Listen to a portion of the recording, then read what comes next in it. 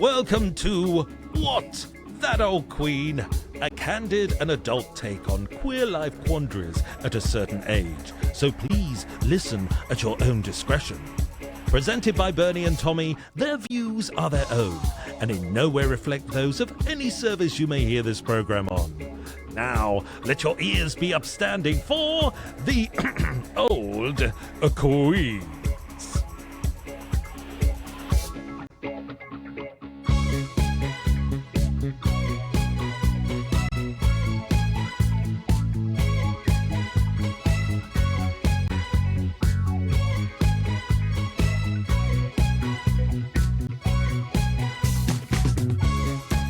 I was just thinking that we should have a Christmas remix of this, of the theme tune. We should. What would you throw in? Sleigh bells? I mean, I usually, ad hoc sleigh bells and maybe Santa laugh. Go on, do your best Santa. That's a good Santa. Have you ever been a Santa? Yeah, twice, actually. So I did a voiceover for a vegan charity. Right. But I was also in Seven Santas. What's Seven Santas? Is that like Seven Santas for Seven Sisters? Well, it's so the previous year I was in the reindeer monologues, which is a bit like the vagina monologues. Okay. And then I was in Seven Santas, which was a gestalt version of Santa. So each one of us was like a different personality trait. Oh, wow. What were you? I can't remember. I think it was the nice one. Oh, that's playing against type. Yeah. Anyway, on that note, a short-lived special guest presenter is you've kind of done this before, haven't you? I have, yeah, but I think this is the first time in person. You're Tommy's sub. Tommy's sub, yes. Yeah, with more about that later. The first time Tommy's ever had a sub, probably. Yeah, because Tommy's on tour, but he's going to be, fingers crossed, joining us by interstellar link-up later. But in the meantime, I have Peter here in my kitchen. Hello, hello. Also, we're in my flat today, which is way more echoey than Tom's. It's almost cathedral-like, I would say. It is. In time for Christmas. Yeah, it is. There's a certain hallowed air. I'm sorry about that. Yeah, perhaps you need to check out that extract fan. I think I do. I'm admiring your big stocking. I know, it's a large stocking and it's got quite a nice tasty man on it. Yeah. Yeah, I can't remember where I got that from. Is anyone going to fill it? I bloody well hope so. Although, alas, it hasn't been filled for the last 10 years, so... Well... But yeah, we can talk about that later as well.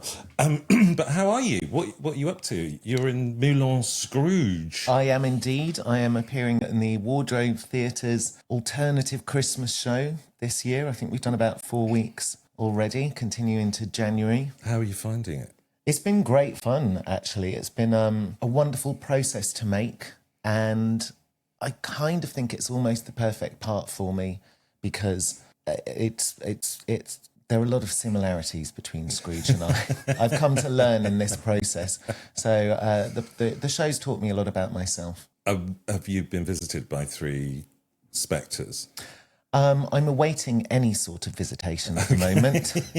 I've been ghosted a lot of times. Yeah. But no visitations as yet. I can relate. Yeah. And it's pretty much sold out though, isn't it? It is pretty much sold out. Occasionally, if you're lucky, you go on the website and there are some tickets released by people who've had to cancel for reasons, but it sold really well. I think it's partly testament to previous Wardrobe Theatre shows. They always do these great mashups of 2 different tales. And secondly, I think the title itself is just pretty good. I mean, who doesn't want to see Scrooge mashed up with Moulin Rouge?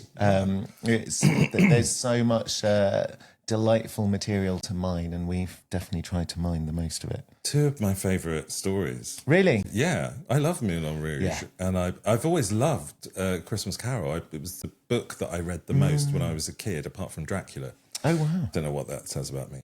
But well, it does lean to the macabre. So I think it is a bit spooky and almost sci-fi-esque. Yeah. In a way. Yeah. Without being religious. Yes, exactly. It sort of skirts all around the religious element of Christmas. But yeah, I've loved it, and I can't wait to see you, which probably won't happen till the new year, Right. Because you're running into the new year, aren't you? Yeah, we run until the new year, until the end of sort of 17th of January, I think. Although I'll be leaving early, so come and see before the 10th. Oh yeah, of course. Yeah.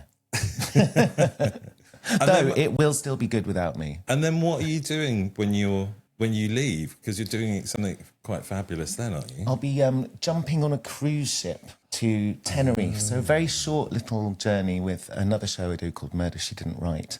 So it's our second time on a cruise ship, and I am a convert to them now. Free food on tap, lots of alcohol, and you get to mix with grannies and gays. It sounds amazing. It's absolutely divine. It's the perfect combo. I might retire to a cruise ship. Really? I think so. Oh. I'm not sure I have the money for it. I have to stow away. Yes. Yeah. But yeah, find out the best spot for me. And Okay. do a recce. Have you ever been on a cruise? Not on the water. Right. Okay. Not a lengthy one. I mean, I've been on a P&O ferry, Oh, right. so it's almost the same. Yeah. How are your sea legs? They're pretty good, actually. I like being on a boat. It feels like you're drunk when you're not. Yes, that is very true. That's what I kind of like about it. It's slightly off kilter. I did find that I drank less on the boat. Did you? What? Because you felt I you was drank like, more. oh my God, I'm drunk. Because I'm careering from one end to the other. But I have only spent a couple of hours on there, so I wonder if I would get seasick if I was on there for days on end. Well, earlier this year, we did a trip to New York and we boarded the ship and we had our get-in in the theatre, which was right at the front of the boat. And that was very beginning, just as we were setting off. And we're sort of lurching a bit and saying, oh, do you ever have to cancel shows? And say, if it gets too rough, we do have to cancel. And they said, of course, this boat isn't really designed for the Atlantic. And I'm like, why are you telling us this now? And was it called the Titanic? Well, it felt like it. It was the Queen Anne. So we did end up actually having to sort of skirt around a cyclone. And bits of the ship did start breaking. Oh my God. It was quite scary. Scary? Scary. Squarey and scary. Any icebergs? No icebergs. Okay. No icebergs. And of course, anyone listening who's thinking going on the Queen Anne, I highly recommend it. It was a delight and everyone coped with the situation perfectly. And we are reboarding it again, thank you. And also, look, we're British. We're British. We're British. We can put up with any sort of nonsense. Well, one of my favourite moments was when we were sitting in the fancy dining hall and you've got, silver service, 3-course meals. And it was like something out of a British comedy show where everyone is politely ignoring the fact that there's the sound of trays being dropped, that waiters are sort of careering from side to side. There's big bumps and you might spit your food out, but everyone's just keeping a stiff upper lip and smiling. Yes, don't worry about it, darling. It's fine. Oh, fine. The lady next to you vomits into a soup tureen. Well, sounds fabulous. Yeah, so I can't wait. Yeah. But how are you this Yule? This Yule, I'm very well. I'm a little damp. You got lost on the way here? I did. I took a very circuitous route, and a guy in a van did that. I don't know if there's a term for it, where he drove fast through a puddle and splashed me. I think it's called being a cunt. Yeah, well, I gave him a really filthy stare, so I think I won. Yeah, obviously. Yeah. But do you have any Christmas traditions or seasonal?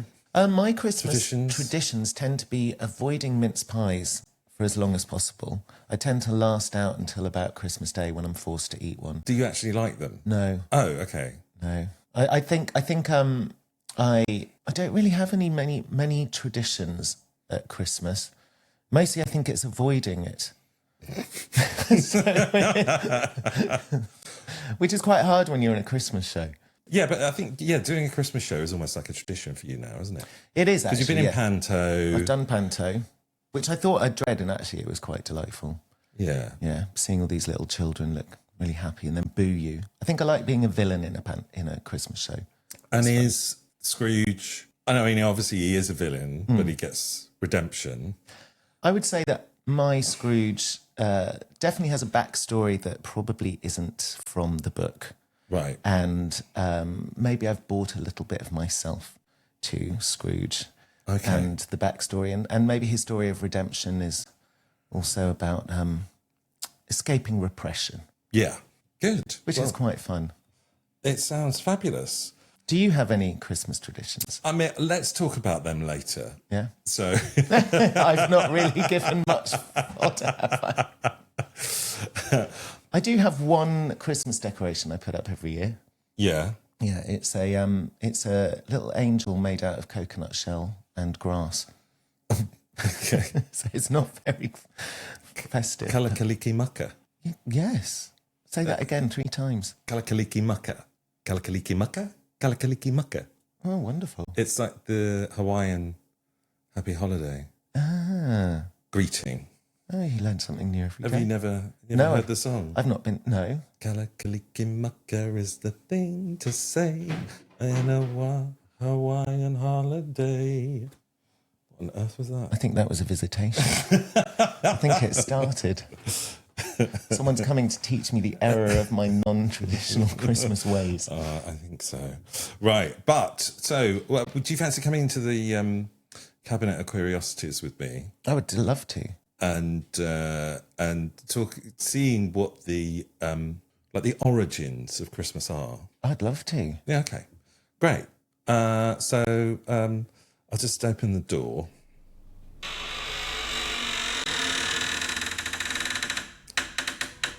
Needs a bit of WD-40. Sounds like my knees.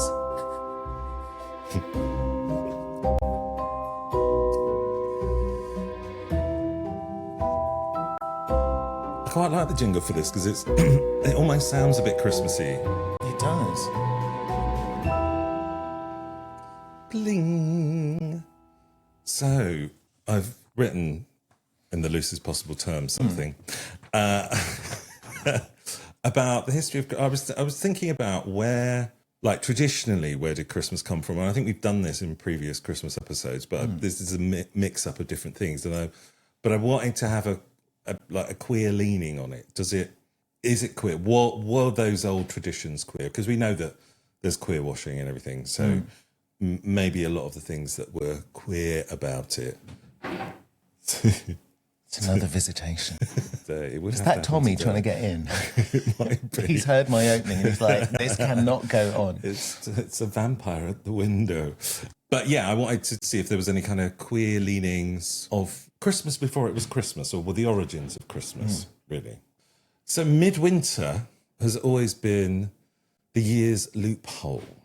When it's at its darkest, people don't just endure it, they perform their way through it.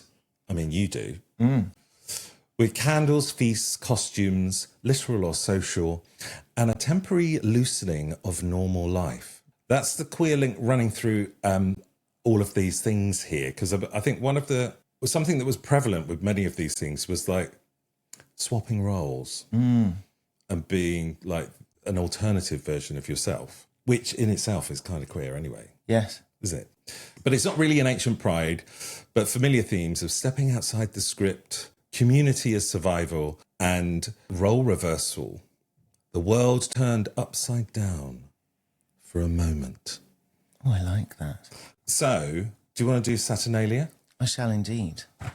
Saturnalia was Rome's mid-December blowout.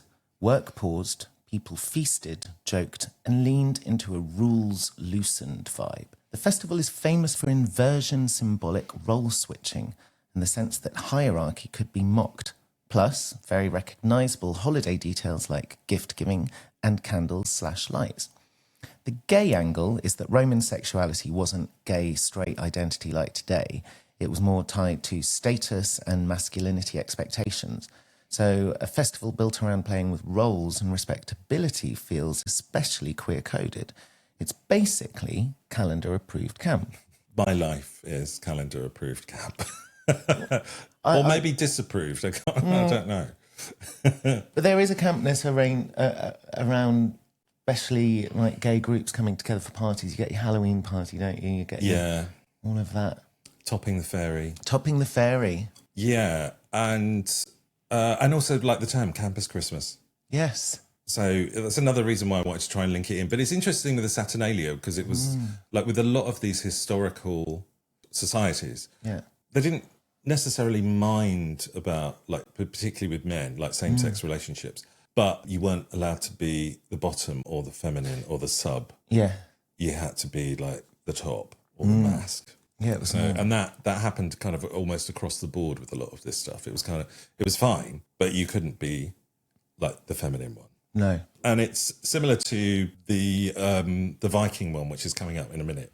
But there's another late Roman one, which is Midwinter Sun Festival, Sol Invictus vibes. Also treated the time of year as symbolically huge because it's the season of light returning. Traditions like the unconquered sun sit around late December, and whether or not every Roman celebrated it that way, the big point stands that midwinter demanded meaning, and meaning arrived as a light spectacle and hope. Queer-wise, it's the oldest metaphor in the book, surviving the dark by insisting on radiance. Well, we are attracted to sparkle, Yeah, aren't we? anything that glitters. I think I actually went to see, do you know Gifford Circus? I've not met him. No, you'd love him. He's a real high wire.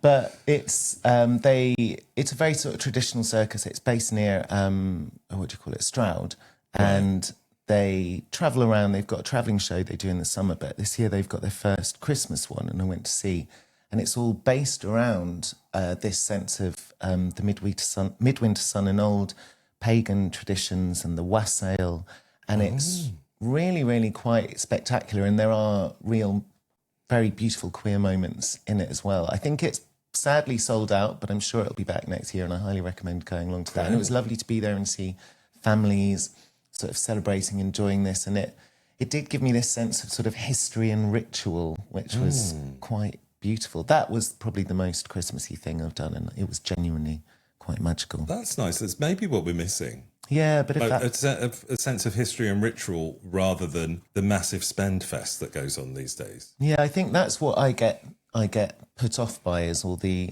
anything that seems remotely commercialized, or the sort of the Coca-Cola Santa look. Whereas this was so harking back to all of pre-advertising and everything like that, and what were our traditions back in that point, which were about celebrating the briefness of the winter sun. Celebrating, taking stock of what you have, whether it's the animals. There's a beautiful moment where everything pauses for a goose to just walk around the ring. Amazing. Yeah. Who played the goose? That was Tom Marshall. His finest work to date. We'll talk to him about that later. Okay. do you want to do the next one? Sure. So Yule, or Yol, Norse and wider Germanic. Yule is winter as a feast season, midwinter as a feast season. Food, ale, fire, stories, and sticking close because winter is harsh. Later traditions show that it being aligned with Christmas timing, but the core is simple. Community makes warmth on purpose.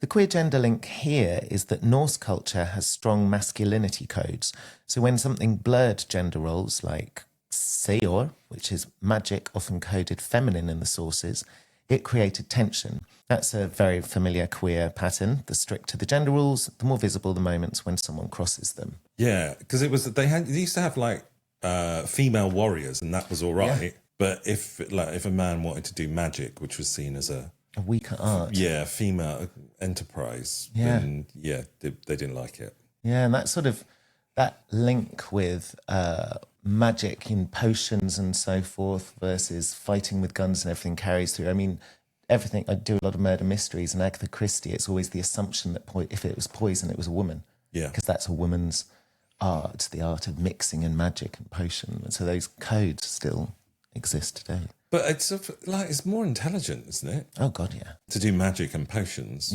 rather than just brute force. Yeah. So... yeah, and also I do quite like the idea because Yule they culminated it because it was a series of feasts. It was like one feast after another. I'm down for that. Me too. So Modran. My goodness, well done. I don't think I pronounced that correctly. Or Mother's Night was the Anglo-Saxon. There's not much about this. But Bede or BD records a pre-Christian observance called Mother's Night, involving ceremonies throughout the night around the the turning of the year. We don't have a full ritual itinerary, but the headline is powerful. A long midwinter night focused on the mothers, suggesting protection, ancestry and care when things feel most fragile. The queer link is kinship, and it resonates with drag mothers, house mothers, queer elders, old queens, and chosen family caretakers, the people that keep the community alive. I really like that. Yeah. I do think there is that thing of celebrating family at this time of year, which can sometimes feel like a pressure when it's your biological family, and we don't often think that we should be celebrating your chosen family. Well, yeah. I mean, I don't really see my family at Christmas, so it is my chosen family. Yeah. I kind of see. So, and it's kind of quite nice because my parents have gone. It's taken a while to adjust, but it's kind of quite nice to have Christmas the way that I want it. Yes, you can make your own traditions and create your own space. What do you know about boy bishops? Well, I think what I do know I can't repeat on this podcast, so I'll just read what's written here. Boy bishop, medieval Christmas misrule. In medieval Europe, parts of Christmas season included sanctioned misrule, and the camp crown jewel is the boy bishop, a child temporarily performing the role of bishop in full ceremony. It's funny, but it also exposes the mechanics of authority. Robes, scripts, choreography, everyone agreeing to play along. That's why it lands so well as a queer trope, as it's basically a public reminder that power is performance and hierarchy can be treated like dress up. Christmas plugs into a much older... Yeah, carry on. Yeah, I wasn't sure if it's a new page. I wasn't sure. I mean, I was going to do it, but it's fine. Oh, no, you do it. Go on. You've got a much richer voice. Well, can we talk about the boy bishop? I'd like to. I was like, is that part of the same? So bit? when I was doing the research for this, and I was trying to look at some queer angles, I did get AI to help me with some of the research because I didn't have time to do it, and it suddenly came up with boy bishops, and I was like, that sounds like the campest thing ever. It really does. But and as I've worn a bishop's costume myself. Oh yes, why? Not as a boy, but What was that for? I've got an image of you. I did a short film about time travel. That's it. And I played a bishop. Wait, wasn't I in that at the end? Did I shoot somebody? No, that was a different one about time travel. I've done a couple. You found your niche. Yeah, I'm typecast for time travel, just waiting for the BBC to call me. You need a new doctor. I'm probably too old. Anyway, so I quite like that. The idea that's quite camp as well, to take the piss out of something and take the piss out of an institution. Getting a little boy to dress up as a bishop and then repeat all the... It feels really subversive for like the Catholic Church to do this, but then they're up to all sorts of stuff, right? With boys and otherwise. Anyway, so Christmas plugs into a much older midwinter habit of mixing meaning onto the darkest season. And across all these traditions, the through line is the same: light in the darkness, community in hardship, and role reversal as release, which is why midwinter is always felt a little bit camp. Do you know, I think I've been converted to Christmas. Well, that's what this whole section was for. This was the Ghosts of Christmas Past, wasn't it? It was. Oh my gosh. And I'm the ghost of Christmas present, and Tommy's the ghost of the future. Well, he's coming through the interwebs, which is a very futuristic way of appearing. He is going to come through the interweb. So we will have a little break, and hopefully technology won't break and we can actually connect with Tommy. So we'll be back after this.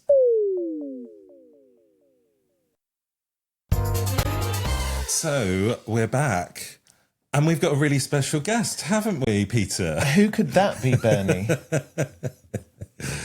We have the wonderful performance artist extraordinaire, writer, playwright, model, Bristol Legend nominee. Bristol Legend nominee. I wondered who did that. I know. Tommy Marshman. You know, it feels a bit like in All About Eve when she's replaced for a slightly younger woman. I think you mean to say much younger. Slightly. No, you're not being replaced. He's subbing you.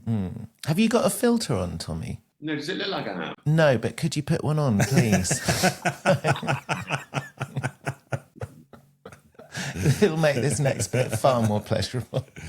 What are you drinking? Well, I tried them in the other Riverside studio, but yeah.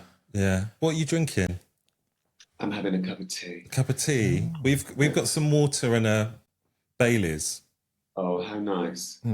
We went to a curry house yesterday and they kept giving us loads of Baileys. Oh, wow. Oh, what, for free? Yeah. Oh, nice. Well, I think the waiter had a bit of a hot spot for Ryan. So where are you at the moment? I'm at the Battersea Arts Centre. My room is called, because they're all named rooms, my room is called Poor Tom. That's quite apt, really. Yeah, it was just made for you, wasn't it, really? Well, also the person that organises all the accommodation for the artists, I mean, she knows that we didn't get our Arts Council funding. And so she said, because I said, well, let's just all go in a room together, one room, so it'd be cheaper. And she's organised it so that we've got one room each. That's Great. good. Whether I should be saying this. But yeah, she's put me in Poor Tom. And is Ryan in Rich Ryan? Ryan's in the old Cliff or something. I bet he is. Cliff's Edge. Edging Cliff. Yeah. But how are you this Yule? How's the tour going? The tour is going quite well. Like, it's always fun to be in London and just doing different things. Like, Saturday night show was really hard to sell, so we basically pulled it, which is sad. And now I'm getting lots of messages through saying, oh, we tried to book the Saturday show and it says it's sold out. Can you do anything? And I'm like, no, it's pulled. But this is a lesson for all the listeners. If you want to see a show, artists need a little bit of free sales to make sure that they can actually... Yeah, make sure it happens. Absolutely. Don't be last minute lollies. No. I don't understand that because I like to be last minute. So I introduced Pillion last night at the Watershed for Deaf Conversations About Cinema, which is a lovely thing. It's been going 10 years now, and it's put on for hard of hearing or deaf people, and they get someone of some note. They obviously couldn't find anyone, so they got me last night to introduce it, and then we have a little discussion with sign language in the cafe bar afterwards. And yeah, it was great. I really loved it. And it's also a Christmas movie, kind of, isn't it? Because it's set at Christmas time. Yeah. But I'd like to hear what your thoughts Well, when were. me and Peter saw it, I think it was a special screening as well for people that like to take breaks. Yes. Oh yeah, it was relaxed screening. It was a very relaxed screening that paused about 3 times, then went back, started from the beginning. I think that was probably technical issues rather than... It added to the subversive nature of it, particularly when we were all sitting in the dark together. But have you read the book, Tom? No, I haven't. You have though, haven't you, Peter? Yeah, I read the book. I read the book last year, I think. Yeah. But we both have. And the book is quite different. Very different. Because it's way more tragic in a way, and their relationship is way longer, isn't it? It's like 6 years. Yeah. And the age differences, there's a lot of differences. The time period, I think it's set in the 70s. Yeah. The age difference between the two, Colin's probably 18, 19. Yep. His family life is different. Yeah. And the ending is completely different. So in a way, it does feel like it's quite a different story. And sort of your takeaway from the end of the book is very different from your takeaway at the end of the film. I thought the book ended quite abruptly, whereas the film is a kind of a chocolate box ending in a way, isn't it? Yeah. Kind of. Not to spoil it for anyone, but it's, because it's still running until January. But I loved it. I thought it was great. I thought it was like an allegory for gay relationships. Because as soon as feelings get involved, someone scarpers. I mean, I don't know how the kink community view it, because there's something about it that sort of has portrayed. I was also thinking about Good Girl, Is that what it's called? Yeah. Nicole Kidman? Yeah. Like the person that's playing the Dom role within those relationships is also kind of a bit of a psychopath. And it made me wonder whether, like, how they view that, those people that like to play subs and doms, and whether, yeah, they feel represented in that, because it feels a little bit like a negative version of a presentation of when you might actually just want to be playful with that relationship. I think it was an extreme version of that kind of relationship. We don't really get any sort of insight into the Alexander Skarsgård character. He's very inscrutable. Like, you don't know who he is at all. No. And I suppose you're very much watching Colin's story, and there's something almost, it made it almost cartoon-like about the Skarsgård character. It's so exaggerated. Yeah, and like extremely good looking. Yeah, and you know nothing about him, and the relationship is extreme, and until it gets more human, and then it's kind of over. But yeah, I am giving spoilers. Sorry, spoiler alert! Spoiler alert! But so in the discussion afterwards, when we were sat in the bar, I had introduced it and said that I had dabbled with a bit of S&M, but obviously I'm no gay biker. But one of the first questions was, "Can you tell us what BDSM is?" And I was like, I have no idea. So, but then we expanded on that. But it was like thrown in at the deep end, like I was some, dom daddy. Well, that's the problem when you get asked to do things. You become some kind of authority. Yeah. But I think it's like I was completely honest and went, I'm not even sure what the acronym's for. So I'm trying to actually, what is... Is it bondage, domination and submissive? I don't know. Something like that. BDSM? I can't remember. I'm not very good. I was trying to make it up. But yeah. But then they did ask me, like, because a lot of the people who were watching it were straight and they didn't know any of the queer coding that was in there in terms of like the key and the lock and the chains around the neck. And what a pillion meant and things like that. So I could give them some insight into that, even though I am not the supreme dom daddy of Bristol. Who is the supreme? I'm just asking for a friend. We haven't met him yet. No. When our time comes, we will all be knocking at that door. Right, great. But what are your Christmas? Do you have any Christmas traditions, Tommy? I know you like a mince pie. Yeah, I have been indulging. Yeah. And I like a mulled cider. Oh, I like a mulled cider. I've only discovered that this year. Yeah, I quite like a mulled cider now. I'm putting extra cinnamon in my porridge in the mornings just to give me a Christmas spirit. Yeah. Yeah. Zhuzh.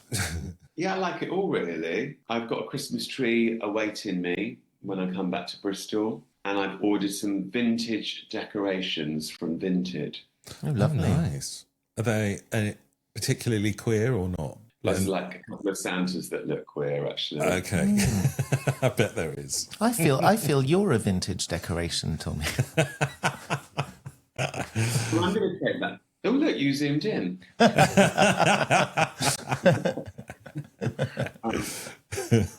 Yeah, I'm completely cut out of this now. Yeah, Peter's taking over. He's going to get rid of both of us.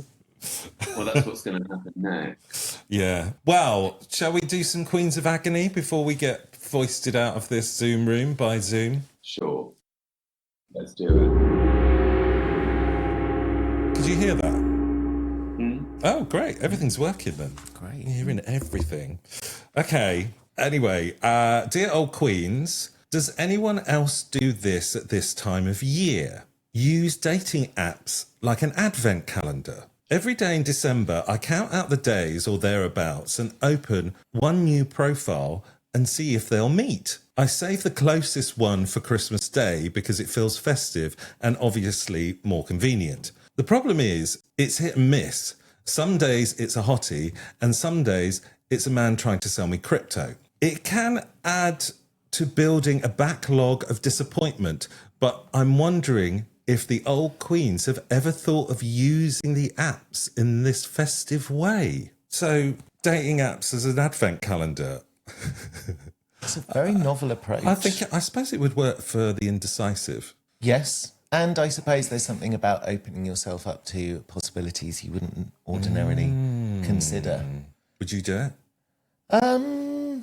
Maybe that's a good... I've sort of not been on the apps very much, so I might try it. Maybe that's my way to get back in. Yes. How many days off from Christmas? How many... I mean... So the last 4 days of Christmas? Well, maybe I can do days 1 to 20-something in one day. Oh, wouldn't be the first time. Tommy, what would you... I was there in Gran Canaria when that happened. Right, yeah. What... Would you do it, Tommy? Well, I like the idea of it. Obviously, it does replicate the grid format. I thought that a really good dating app would be you just get one profile a week. That's all. And because I think the problem with today is like you've given too many choices. So Yes. like if you were to limit those choices down, then actually you might be surprised at what you want. You might be less prescriptive. Yeah, like a blinder date. Yes. Yeah. Well, it's interesting because I read an article that apparently the CEO of Grindr, I know you've got beef with him, Tommy, so I won't mention his name, but Oh, please do. apparently they're going to use AI as part of Grindr so that it will help you choose partners. But apparently they want it to use it as they want it to eventually become a public health app. Really? Yeah, and more of a social media and public health app rather than a pickup app. Interesting. How do they visualise that segue? It's all going to be AI, apparently, how that's going to happen. But I'll be long gone by then. yeah, another reason to boycott Grindr. Yes, I think I might be boycotting it. So I'm not so sure I would try the advent calendar approach. I mean, I've tried every other approach. So, I mean, maybe it is worth a go. I found my poor cat, George Michael, using Grindr. Yeah. By messaging all the people nearest me. And then one morning I woke up and someone sent me a photo and it wasn't a dick pic. It was George Michael lounging on a skip. Oh, gosh. Yeah. And that's a true story. Yes. I wonder if is there an app equivalent of like a Secret Santa where you can just gift your friends a profile Ooh. and say, I think this is for you. Or a dick pic. Or a dick pic. Maybe it's something worth thinking about. Maybe we could make millions in that. We'll think about it for next year. Like Secret Santa sex. With MoulinScrooge, we're doing Secret Fanta, where we each pick a name and we gift each other a soft drink that we think the other will I like. think that's amazing. Have you been given your soft drink yet? Not yet. I'm intrigued to see what it'll be. What do you think it might be? I think it might be a San Pellegrino. I think it's a bit classy for you. What do you think? I think it'd be a Tizer. Or a Dr. Pepper. Because my New Year's resolution is to drink more iced tea. Oh, I like an iced tea. So you'd have a Lipton's iced tea, would you? Yeah, because I'm trying to become Carrie Bradshaw. Well, you're halfway there, really, aren't you?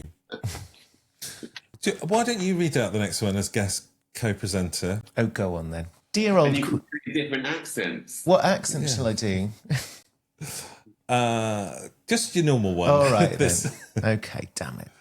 Dear old Queens, I'm spending Christmas with my ex as friends, and we've agreed it'll be mature. Just dinner, a small sensible gift, and absolutely no messy nostalgia. So why have I bought myself new underwear just in case, planned my outfit like it's a first date, and caught myself considering mistletoe as a joke? Is this personal growth and festive confidence, or am I one mulled wine away from repeating a storyline we both promised was cancelled? Dum, dum, dum, dum, dum, dum, dum. Wow, Christmas with your ex. That never ends well. Yeah. It always ends in sex, ex-sex. Well, if he's gone this far to buy the new underwear just in case. Like, there's no way that's like, you've had a couple of mince pies, bit of nut roast or turkey, a few, glasses of vino and eggnog, I think those inhibitions are going to be low. It's going to be hard to resist. What do you think? I mean, I think it could be, you could be right, but also, the way that you're describing all those rich foods and drinks, it's not going to be Conducive. appropriate. Yeah. Yeah, you're probably right. So yeah, if you do want to do that, don't eat. No, Which isn't in the spirit of Christmas, really, is it? it really is. So maybe they'd be fine because they'd be so bloated. I just worry they're saying that they are way more emotionally invested in this Christmas than they should be. I think it's a dangerous. It's a dangerous line to cross. What I think we need a longer letter though, because like how X is the X. That's true. Because if it's been a few years, then maybe it's all right. But you're right. He's said that he's kind of like getting all zhuzhed up for it. But also, on the other hand, if he does buy the mistletoe as a joke, then you can just put it up and, see what happens. See what happens. Maybe they'll end up getting back together. Or maybe the other one will be, this was a mistake, I'm going, and then you've got your answer. What happens at Christmas stays at Christmas. Yeah. Well, it is kind of interesting because we've had another letter, which I don't think is related, but sounds like it might be. You think it's from the other person? I don't know. Well, I'm sure it's from the other person, but it seems like a similar scenario. Basically, I didn't choose it in the end because I thought it was a bit like one of those adverts which kind of links, like the Nescafe Gold Blend. But basically, it was a guy who was dating this guy, but his ex is coming to stay for Christmas. And he's wondering if something is going to go on between them. And he's not there because he's going to his parents. Oh, maybe it is the same. Yeah. I mean, it probably isn't, but it's interesting. I mean, he doesn't say that the boyfriend's dating anyone else. No. It doesn't say he isn't. It doesn't say he isn't. No. We just don't have enough information. I feel like go steady if you're spending Christmas with your ex. Because it can end in tears. Yeah, and especially as the trains and buses aren't running. Yeah, exactly. There's no easy escape, is there? Yeah. They don't even run on Boxing Day either. No. I mean, trapped. It's so stressful. That's the problem with this country. It's like, there's something I like about it that everything is closed, but also, like, people from other countries don't realise how everything shuts down on Christmas Day and Boxing Day in this country. Because I don't think it happens anywhere else. Anyway, shall we move on? Sure. Yeah. Okay, so this one is also quite apt for you, Okay. Peter. So, dear old Queens, I fear I'm living in a gay Christmas carol. My ex has reappeared like the ghost of Christmas past, sending nostalgic messages, liking old photos and reminding me I once had feelings and a joint Netflix account. My current friends with benefit is the ghost of Christmas present, always available and always you up text messages, delivering joy with absolutely no plot. And now there's a new guy I actually like who feels dangerously like the ghost of Christmas future. The one who could turn into something real or haunt me for months if I mess it up. The problem is, I'm starting to behave like Scrooge, clutching my emotional purse, pretending I'm fine with casual and feeling shocked when someone suggests commitment like it's a Dickensian jump scare. So tell me, old Queens, how do I choose between past, present and potential future without ending up alone on Christmas morning, hugging nothing but my duvet and the consequences of my own behaviour? What is a Dickensian jump scare? I don't know. Well, if you want to know, come and see MoulinScrooge at the Wardrobe Theatre or next year at the Front Room in Western Superman. Oh, yes, coming back next year. Yeah. I think my personal takeaway from this is this guy's quite greedy. 3 on the go. I've got nothing. Come on. Me neither. Well, I don't think any of us have got anything. We could have one each from this. I do really like the thinking this chap has put into his letter. He's really viewed himself as the protagonist in his own Dickensian tale. He's got main character vibes. Main character energy. Yeah. But because it is such a dilemma. I mean, because you can have nothing for months, weeks, decades even, and then three come along all at once. Yeah. Someone from the past, someone from the present, someone from the future. What do you go for? I think there is an issue with this question in the sense that it could be something real. Like all those other things, they are real. They're not pretend. Yeah. That's what I would say. Yeah. True. But I guess he's making light of it in a way. So maybe he's another one scared of their feelings. It's just about what you place your importance on and what you want. That's what he needs to ask himself. What do you want? Who do you want? Who do you want? Yeah. Who do you want for Christmas? I mean, he's being delivered joy by Christmas present. Perhaps joy is sufficient. Yeah. And live for the moment. But then, I feel like go with the future. Really? Yeah. Because I reckon the other two will still be there if it doesn't work out. Oh, good thinking. Keep the other two on the back burner and then see how the future one pans out. Just on a sort of nostalgia trip, we just come back from Studio Voltaire. Oh, yeah. They've got some amazing sweatshirts. I bought this one. Oh, This is shit. love it. This is shit. Is that what you're thinking about the show so far? Yeah. They also had one. They also had one that I was tempted with that's got written on it. Nostalgia is a disease. So definitely not the past. Yeah. Yeah. Okay. You can't trust nostalgia. No, it's not true. You never remember the bad bits, just the good bits. And then it really shifts and changes. Yeah, don't go back, always move forward. Okay. I think we've answered that question. in three different ways. One was go for the past, don't go for the past, go for the future, maybe stick with the present. So, you've got it's multiple choice answer. Right. Do you want to do the final one? Go on. Peter? Dear old queens, I've started dating a lovely man who's really into kink, and I'm up for it, in theory. In practice, the moment things get serious, I panic laugh because I want to be sexy and I need to ask practical questions like, do we have a safe word? What are the boundaries? And is there a snack plan? The trouble is, I'm deeply British. I can talk pensions and potholes all day, but the second I try to say what I want in bed, I start sounding like I'm at the post office. Hi, sorry, I'm just wondering if it might be possible to try a thing, if that's convenient. So, old queens, how do I bring up kink confidently and responsibly without sounding like a risk assessment with crisps?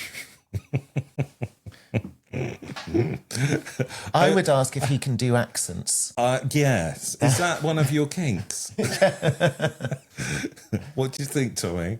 I think that the most important thing is that he explores that, and if he feels more confident being a kind of, can't remember how he described it, but like it feeling a bit risk assessment-y, then maybe you just go with that, like he's in a relationship with someone that is into that. So like, just talk about it, really. I think with especially when kinks are involved, and sometimes they can be extreme, the communication is key, isn't it? Because you like have a safe word, have a we're running out of time apparently. 10 minutes. So we've got 10 minutes to finish the show. I think communicating what your needs are and what the safety measures are. Like, is there a safe word? But I don't think there's anything wrong with discussing safety measures before you go into like a kink session. Yeah, and I think just find the right way to communicate. I don't think anyone's going to find it weird if he does it in the way that he feels more comfortable. Like that's just part of the pre-conversation. It doesn't have to feel like it's connected to the act. Yeah, because what you say is important rather than the way you say it, isn't it? Do you think he's worried he's going to turn him off? Maybe. Right. Or also, I know this might shock you, but I'm quite a jovial, jokey person. Are you? So whenever I have to be sincere, I find it really difficult, and I find myself adopting a fake American accent. So I can just imagine it just doesn't really. I feel so self-conscious about being like complimenting someone. If they just think I'm taking the piss if I say it in my normal voice. So I can understand this sense of maybe self-consciousness about having the conversation that's going on here, isn't it? Yeah. And if he doesn't have that, then that's fine. Yeah. On the subject of kinks, do you have any Christmas kinks? I always have a hotspot, not a Wi-Fi hotspot, for a sexy Santa. Yeah. I mean, who doesn't? But yeah. Or two. What about you, Peter? Christmas kink. I think Peter's more into an elf. I mean, I did think about an elf. Yeah, I'd probably go for an elf. You can have the Right. Santa, and I'll be going after. I want a couple of Santas, so we might have to have a gaggle of Santas, Tommy, Right. between us, and we can pick and choose.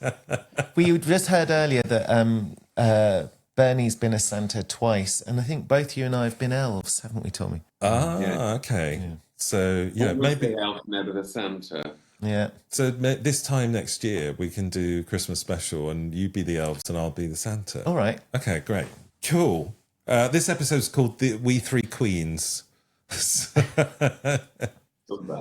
Yeah.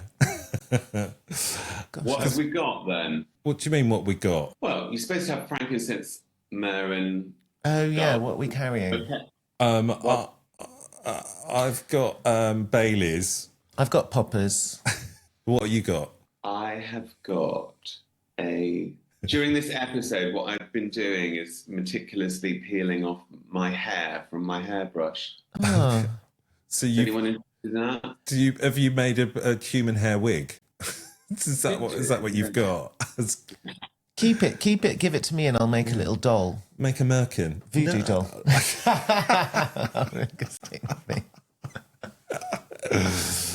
Right. Well, on that bombshell, Oh, no, what were you going to say? Well, I was just going to tell you a little anecdote. Go on. Well, hurry up, because you might be cut off, because Zoom's cutting us off in a minute. We've got 5 minutes, 30 seconds. Great. Yeah, it doesn't last that long. It's sexy, so you might want to cut it. Oh. All right. No, No, go on. I always keep these things in. Well, I was having sex with someone recently, and we moved from the kitchen to the bedroom. And I have this terrible habit of, as we moved into the bedroom, my hearing aids sometimes, if the music is playing through a speaker like Alexa, it will pick up on that if I move into a room. And suddenly I was giving this guy a blow, and the music was transported into my hearing aids. Oh, God. And did that add... He was under the impression that the music had just stopped, but I was just hearing really in like full-on epicness in my ears. And did that add to the experience? Yeah, It was a very dramatic blow. what was it? March of the Valkyries? Or... No, it was Rosalia. Oh, I was thinking that was my second guess, actually. Wow, that's quite epic. Well, on that bombshell. Yes. Tommy, please say goodbye to our lovely listeners and wish them seasonal softness. I like the idea of seasonal softness. Yes, happy Christmas, seasonal softness, and a happy abrasive New Year. Abrasive. Peter?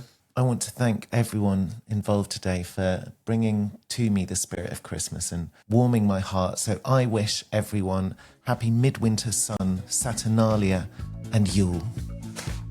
And I wish everyone a happy Queermas. We'll see you next time on What That Old Queen. You have been listening to What That Old Queen, written and presented by Tom Marshman and Bernie Hodges. The show was produced by Bernie Hodges for What That Old Queen and all you lovely listeners. If If you have a question for the old queens, or you have a request, or you have a quandary that you think might be funny, you can email hello@thatoldqueen.com or find us on Facebook, Instagram, or X. Blue Sky.